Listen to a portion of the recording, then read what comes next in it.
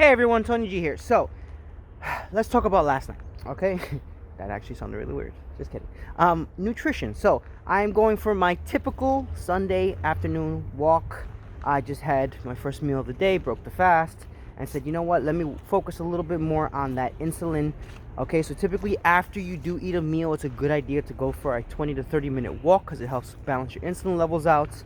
But that being said, let's answer the question that I asked last night.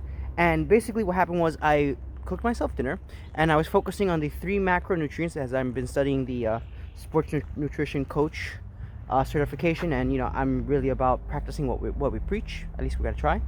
And so I made a meal focused on those 3 principles. Okay, I had my 3 macronutrients, which are protein, carbs, and fats. Okay, the protein source was chicken. The carbohydrates was a roasted mashed potatoes, my personal favorite. And for some non-digestible fiber, I had like a little side salad just to kind of help process everything. Now, typically what I do in terms of my fats is I will drizzle the salad and some of the mashed potatoes in a cold pressed olive oil. What that does is it helps alleviate or take away some of the vitamins from the greens. I'm gonna take a seat here, 1 second. And so that being said, what does that do? Basically, that helps with our body's ability to digest certain nutrients from the plants, okay? Now, this is important because it also kind of acts as a plunger for whatever food was previously in there, because it's non-digestible fiber. It's going to help with kind of gut motility and just cleaning out any waste. We actually tend to store a lot of toxic waste in our bodies due to the way that we are eating. That being said, as I was sitting there eating and just kind of reading chapter 8, I was like, okay, is there an ideal way to eat? It's where you should be eating your meals in a very specific manner so that you get better digestion. And the answer is yes, there is a way, in fact. Now, some of us like to think that our stomachs are just like black holes. You just eat food and it goes into the abyss, and whatever happens to it, happens to it. But this isn't necessarily true, okay? Our stomachs are very similar to a finite container, okay? That's why, and it's interesting, I had a patient who went for bariatric surgery because their nutrition plan was ultimately failing them, or they were failing the plan. Unfortunately, I didn't get too technical with her, as it's kind of out of my scope of practice in the way that I met her, and I have not achieved my nutrition coaching certification yet, but this kind of triggered me to want to gave the shoulder, I forgot the selfie stick, a break.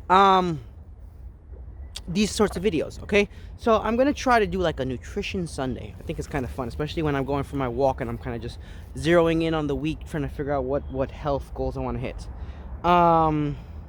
Still gotta wear the mask at work, so pardon the acne, or the mask knee, should I say. But that being said, let me see. Okay, how should we eat? So we have proteins, carbs, non-digestible fiber on our plate, the green lettuce.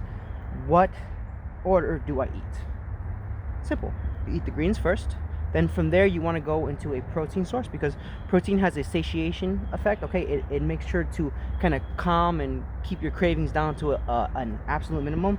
Now, if you had instead eaten the carbohydrates, sometimes what happens is that carbs tend to break down, and they actually do break down into sugar ultimately, so any forms of breads, pastas always becomes sugar.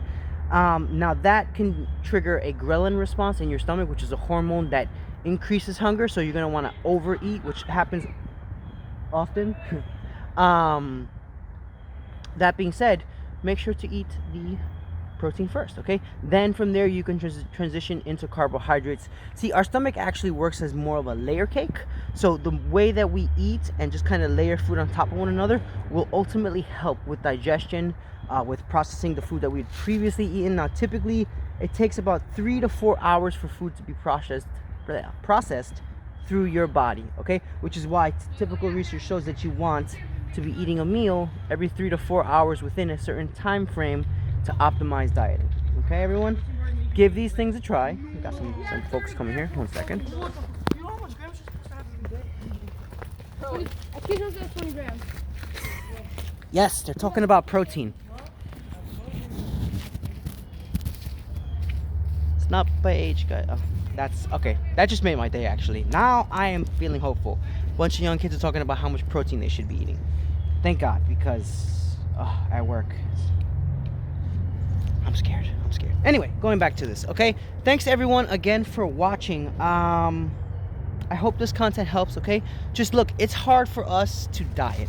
And the thing is, you really shouldn't even really think about it as dieting. We should think about it more as lifestyle modification, because we're only getting older. Our bodies progressively start to decline. Typically for females, you're about 26 to 28.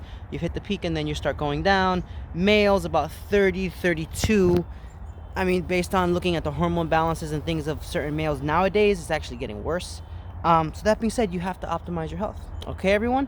Stay tuned for some more great content. Please, everyone, make sure to hit the like and subscribe button. This content helps, I believe, helps people. Okay, trying to grow the channel here, get health information out there so that you can optimize your health, get back to your goals, live just an amazing life. Thanks, everyone, for watching, and check out the good view.